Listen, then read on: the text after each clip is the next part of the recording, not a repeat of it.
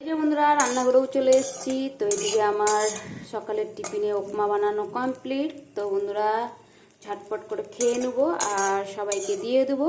তো এরপরে দুপুরে রান্নার দিকে আবার চলে যাব। এই যে বন্ধুরা তোমাদের ছোট বোনকেও দিয়ে দিয়েছি উপমা। তো কিরে কেমন হয়েছে উপমা? ভালো। তো তোমাদের ছোট বোনের শরীরটা খুবই খারাপ। তো এই যে ভালো হয়েছে, তোর মনের মতন হয়েছে? হ্যাঁ হয়েছে। হয়েছে। তো তাড়াতাড়ি খেয়ে নাও। তো আমি চলে যাই রান্নার দিকে।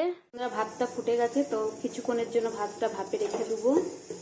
তো এদিকে টিফিন বেড়ে নিয়েছি খাওয়ার জন্য, আর এদিকে কুকারেও সিটি পড়বে করছে। তো অলরেডি আমার টিফিন খাওয়া শুরু হয়ে গেছে।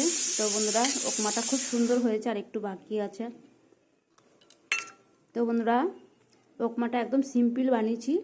সামান্য রিফাইন তেল আর গোটা সরষা আর কেরিয়া পাতা ফোড়ন দিয়ে, আর সামান্য একটু হলুদ গুঁড়া, একটু লঙ্কা গুঁড়া, আর সামান্য মিষ্টি, সামান্য নুন।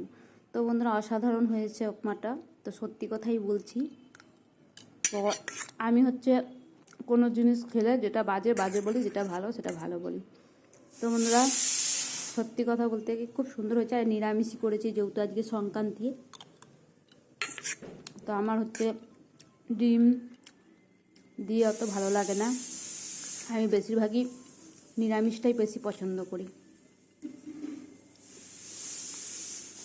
তো বন্ধুরা দেরি না করে ঝটপট খেয়ে নেবো, আর দুপুরে রান্নার দিকে যেতে হবে। সঙ্গে থাকো, পাশে থাকো, দেখতে থাকো।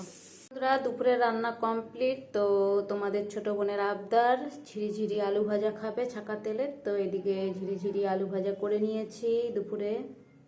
আর এদিকে করেছি মুগ ডাল, আর করেছি ফুলকপি আলু তরকারি, আর করেছি ভাত। তো বন্ধুরা সবই এখন গরম গরম, এই যে দেখুন না ভাব বেড়াচ্ছে। তো বন্ধুরা দুপুরের রান্না কমপ্লিট। পরে আবার নেক্সট ভিডিওতে আবার আসবো। সকলে সুস্থ থেকো, ভালো থেকো।